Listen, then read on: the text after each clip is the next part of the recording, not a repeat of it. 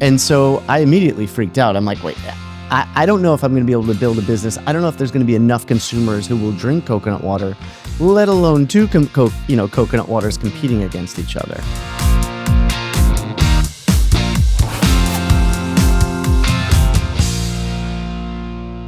Howdy, y'all. I'm Elizabeth Gore. Welcome to The Big Idea from Yahoo Finance, presented by Block Advisors, built by H&R Block. As the co-founder of the small business funding platform, Hello Alice, it has always been my mission to help ensure entrepreneurs have the tools they need to succeed. So let's cowboy up.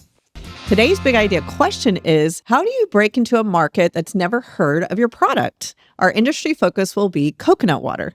Joining me today to talk about this is the Vita Coco CEO, Mike Kerben.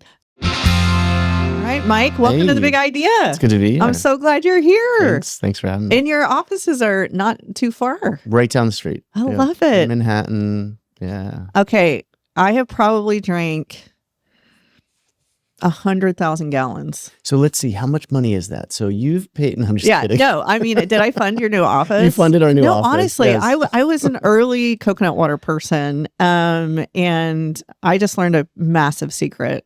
My two favorite beverages on the planet, tequila and coconut water. Best combo. You're saying to drink them together. Best That's combo. how we're opening the show today. Yep. With this is your tip. You retox while you detox, and you detox while you retox. We're going to get you a shirt that says that. No, all jokes aside, what a company. I mean, you introduced an entire genre of beverages. I mean, let's start from the beginning. Tell me a little bit of the origin story. Yeah, I mean, we could start with how the company was founded. I mean, it was literally, I wasn't looking to start a new business. I was at a bar with my best friend. Seems to be a theme with you. I know. Let's be honest. At a bar. I like it. Okay, keep going. So we're at a bar, Lower East Side, in my late 20s. And as, single guys in their, late 20s do, or, they're looking to meet girls. And the night was getting late and we hadn't had any luck. And it was super late. And my friend, Ira, hits me and he's like, oh my God, look at those two girls over there. They have their coats on and they're leaving. And he goes and he stands in front of the door and convinces them to come back into the bar. And we sit down with them and start talking, and we just got into conversation about all sorts of things. They're from Brazil, and they're visiting for a couple of weeks in New York, and so on and so forth.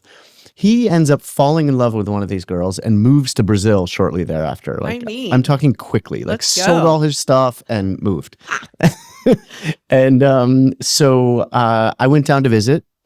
And he was looking for business opportunities, looking at all sorts of things. And we were drinking a lot of coconut water, and coconut water was everywhere. And it was packaged in the Tetra Pak, in the cardboard box on store shelves. And, we saw how popular it was. People were drinking it as a base for their smoothies. They were drinking it in cocktails. One thing I experienced, talk about cocktails, which was really interesting while I was down there the first time, is they would put it in ice trays, freeze it, and then put the coconut water ice cubes in whiskey. Oh my God, my mind is continuing to be blown.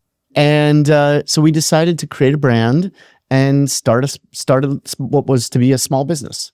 There was no, when we first started, we used to joke, we're like, okay, if we could sell what was like 2 containers of coconut water a month, we would make X number of dollars, and we could throw the sickest parties. We could travel around the world and have our friends come. And that was the idea. It wasn't to create this big business that we've created today. You introduced something that Americans generally just didn't think of as a beverage. I mean, how did you educate folks? Because I think that's such a tough question. If someone has a brand new idea, how do I actually convince you that you're going to love this?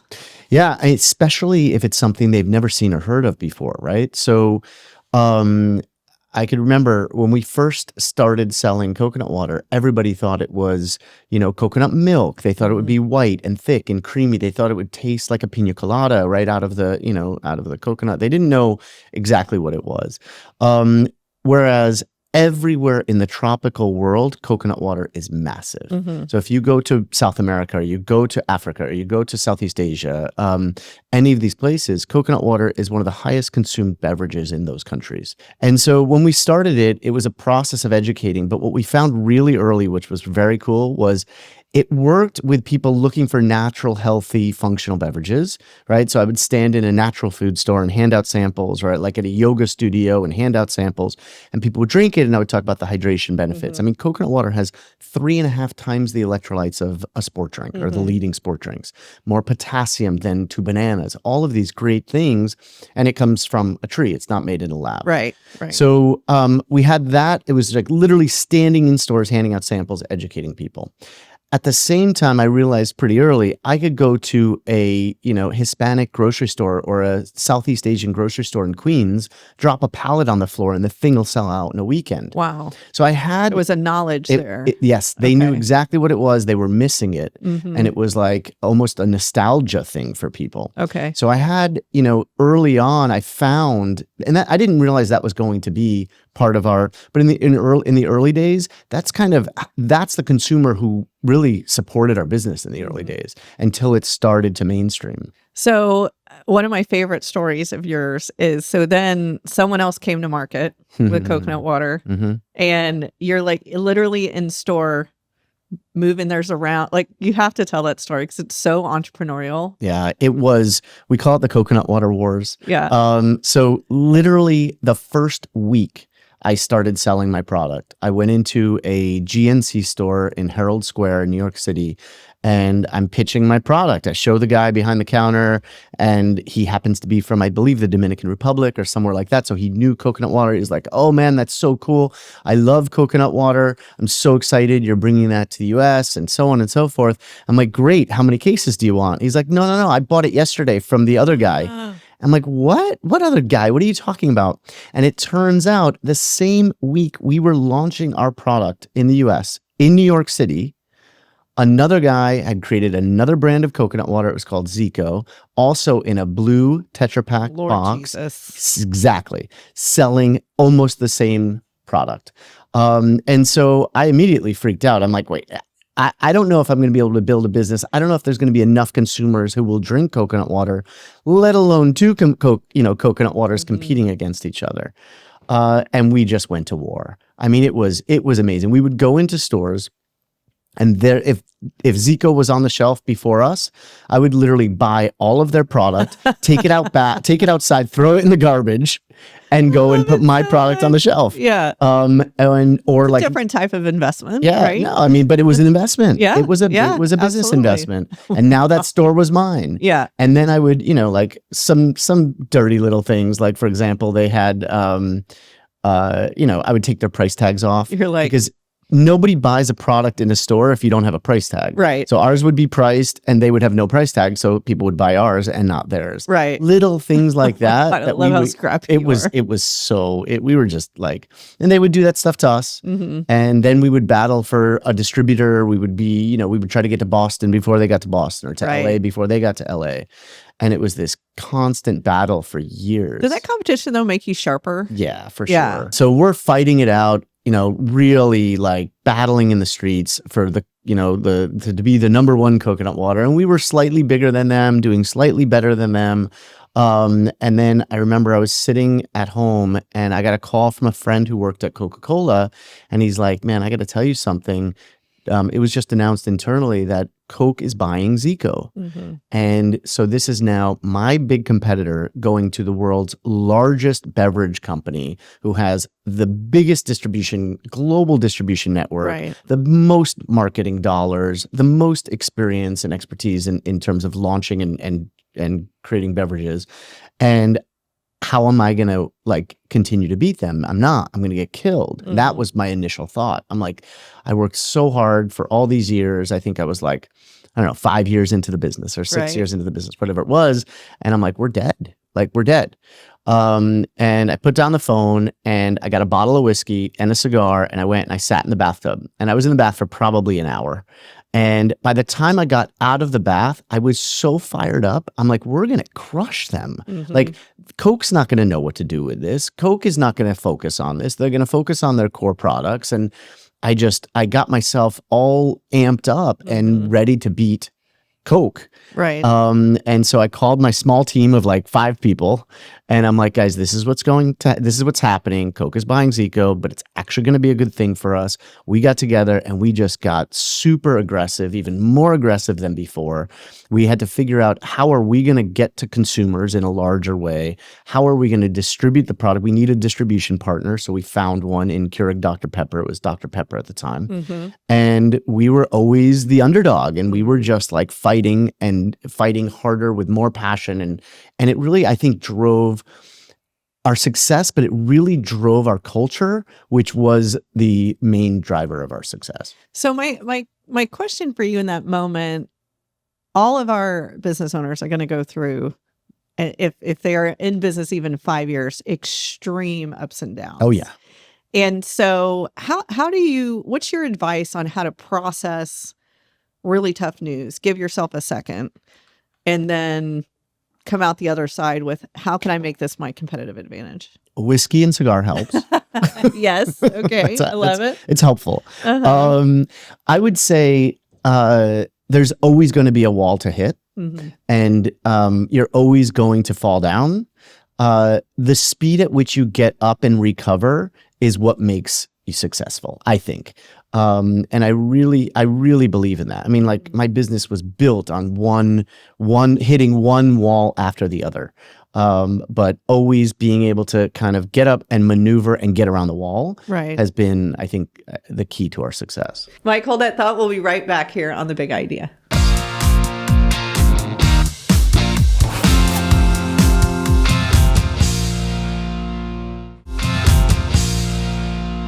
With tax season underway, I wanted to talk about expense deductions. Depending on your industry, you may make big asset purchases throughout the year, whether it's new equipment, vehicles, or even improvements to the building your business owns or leases.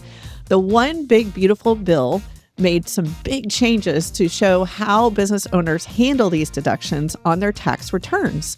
So I want to make sure you have all the updated info. This is important. First, businesses can deduct the full cost of certain purchases in the first year the property is placed in service using 100% bonus depreciation.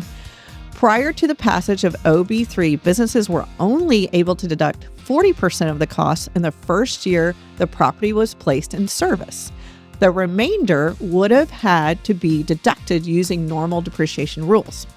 This change is eligible to property purchased and placed in service after January 19, 2025, and will help businesses that are ready to invest in new equipment or are ready to make improvements to their storefronts and or production facilities. The other big change from OB3 involves Section 179 expensing limits. This provision is similar to bonus depreciation in that it allows businesses to deduct a large portion of their asset purchases in the year it places them in service.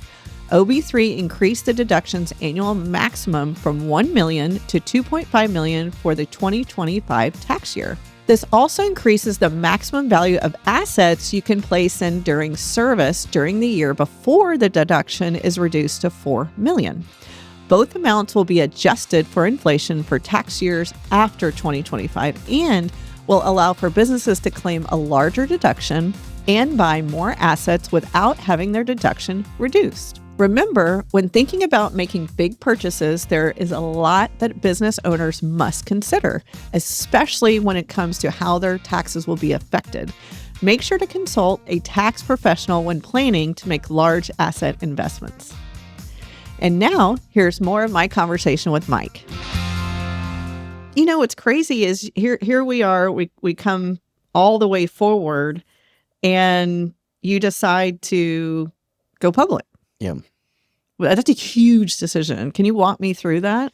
Yeah. Like the scrappy 5-person team suddenly is boom. A publicly traded company on NASDAQ, ringing the bell. It was amazing. So we hit another wall in 2018, where we were growing double digits year after year after year, took the business to, 200 and something million in revenue, and it was going great. And then all of a sudden around 2018, we stopped growing. I got our leadership team together, who same team I'm still with today. Like Oh, we've been wow, that's building this amazing. business together for, some of them almost 20 years. And we got together, we went out to my house at the beach. We got a big whiteboard, put it in the kitchen, and we spent like 2 or 3 days cooking and drinking and talking and writing stuff on that whiteboard. And we came out of there with a plan. And the plan was, we're going to take the next 3 years. We're going to get the business to this much growth. This is how we're going to do it. We're going to restructure the entire sales organization, professionalize the organization, more analytics, getting to the buyer's desk as opposed to going into the stores and just building displays. We needed to do things bigger and broader and more at scale. And if we could do those things right, we'll be in a position where we can either sell the business or potentially take the business public. Right. If the market is right and the timing is right and everything else. And that was the plan. And so we started laying the foundation for what that could look like and spent 3 years building it. And everything came together. We turned the business around. We were back into growth and decided to take the company public. Now, going public, if I owned 100% of the business, I probably would never have taken it public, right? I would just keep pay dividends and so on. We had shareholders. I had friends and family that had invested early. I had celebrities like Madonna and Rihanna and all of these type of people that had invested in the business. I had, a large family office that was our lead investor. And everybody would call me once a week, when are we going to sell the business? When are we going to sell the business? And I didn't really want to sell the business. I didn't even have a buyer for the business necessarily. And so going public gave us the opportunity to create liquidity for whoever wanted or needed it. Right. And I got to keep running the business forever. And for our small business owners, real quick. Yep. If you take investors, you're giving up equity, and the expectation is to get that back. Ultimately, you're either going to sell or you're going to go public. Yeah. And that's a decision that any business owner is going to have to take. Is taking investment worth it? That's exactly right. Was it worth it? It was 100% worth it because I don't think we would have been able to accomplish what we've accomplished without it. Like I had my $150,000 startup money, right? But we needed to raise millions of dollars to get our supply chain right and to hire and to market, and for working capital we would have at the time, now $100 million or whatever it is in inventory, but then it was, $5 million in inventory, and we needed to fund that. Right. So we had to. There was no other option. In consumer goods, it's nearly impossible not to take outside financing. That's important for people to know, as they're building. And by the way, I'd like to see you 3 days after every wall you hit, because you just come out with like the fired best. up. I know. So we on our show try to be really transparent about mistakes, and we call them our dirty unicorns. So can you give us one of yours that we can all learn from? I could give you many. I would say, I didn't have a business plan. So I didn't do any research into... Just walk into a bar and meet girls. Yeah, that was my business plan. And it worked out. But I didn't have a business plan. I didn't do any research on what it takes to start this type of company. And so I didn't know anything. And I think that lack of knowledge was one of the most important things, and probably one of the biggest reasons for our success, because we would do things differently. Everything from the way we hired, from the supply chain we built, from everything. But I made a lot of mistakes because of that. And the first mistake I made was at the very beginning, before we even started, which was, I spent all of that initial seed money on product. I bought 3 containers worth of shipping containers worth of coconut water from a manufacturer in Brazil, shipped it to the US, and that's where all of our money was sitting, in inventory. And I start pre-selling and so on. And about 3 days before the ship was to arrive in New Jersey, the shipping broker that I had found, who was going to clear customs and all of that type of stuff, called me up and said, I need your FDA registration number. I'm like, my what? Ruh-roh. Yeah. I need your FDA registration number. I'm like, I don't know what that is. Like, what do you mean? And she's like, well, you can't import the product without it being registered with the FDA. And so Lord I said, Jesus. okay, so what do I do? Get me that number. Like, let's go. Yeah. And she's like, well, it could take, That'll be 6 3, weeks. 4 months. A month. Oh my Yeah. God. And I'm like, okay, well, what do I do? She's like, well, you have to either destroy the product, send it back to where it came from, or send it outside the US. Don't import it. Or we could put it in an FDA bonded warehouse, and that's like $30,000 a month. So I didn't have $30,000 a month. I didn't want to destroy all of my product, therefore all of my initial capital, therefore my That's a business bad is day. finished. Bad day, Yeah. right?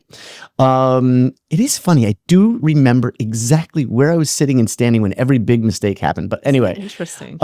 so, and then I said, you know what, actually, let me think about it. So I hung up the phone, and then I look on my desk, and I had gone to a trade show a couple of weeks before, like a food and beverage trade show. And I met this really nice guy from the Bahamas, and he was a beer distributor in the Bahamas. And he gave me his card, and we were just talking. I was telling him about coconut water. He's like, oh, in the Bahamas, we love coconut water. Good luck with that, kid, whatever. I called him up. I said, listen, remember we met at the trade show? I've got all this coconut water. I can't import it. Can I turn it around and ship it to the Bahamas, and you take it on consignment? I'll come down and I'll help you sell it. So I shipped it to the Bahamas. Oh my God. I got on an airplane. I rented a car in Nassau, or I think it was Freeport or Nassau, or both. I rented a car. I spent like at least a week or 10 days driving around store to store, bar to bar, people's homes. I was selling out of the back of the car, like coconut water to people's homes. And I trained his guys, and they kept selling it. And eventually they sold a good amount of it. I made my initial money back. And I started when I got my FDA registration number. So Wow. like these type of mistakes. Pivot. You have to pivot. Oh my God. You're like, was it Ross Geller with the couch? Pivot. Oh my God. It's all you could do. So I want to go all the way back to our big idea question today. Mhm. And what is your advice to an entrepreneur? Just 3 pieces of advice who's introducing a brand new product to the market. And I'm going to drink this while you do it. Go ahead. I would say depends on the product. If it's something nobody's ever heard of before. Yeah. One thing my dad used to always tell me, which I love, is never listen to the what are you nuts people. Oh. You're going to bring something, you're going to talk about, you're going to have an idea, you're going to want to start a business, and everybody's going to say, what are you nuts? Don't listen to them. Mhm. Like, if you believe in it, go for it. And I think that is, for me, throughout my life, that has been one of the most important pieces of advice. The what are you nuts people. Yeah, don't listen to the what are you nuts people. I'm getting you a t-shirt that says that. great. Oh my God. Well, you are nuts, and that's why I adore you. And I'm so grateful you came on The Big Thank you. Idea. Thanks Thank you for for having hydrating me. me all these years. Thank you. You're amazing. Thanks. At the end of each episode, I like to give a shout out to a small business who is doing amazing work. Today, I'd like to shout out one of Mike's favorites, Cup Soul Cafe. Located in New York City, Cup Soul is a cozy cafe known for its artisan coffee, fresh pastries, and bites. Check them out at cupsoul.com. Thank you to Mike for coming on the show, and thank all of you for joining us. We hoped you've learned a lot. This has been The Big Idea from Yahoo Finance. Please make sure to scan the QR code below to follow Yahoo Finance podcasts, or check us out at The Big Idea wherever you get your podcasts. You can also come say hi to me at any of my social channels at Elizabeth Gore USA. I'm Elizabeth Gore, and as my grandmother always said, hold your head up high and give them hell. See you next time.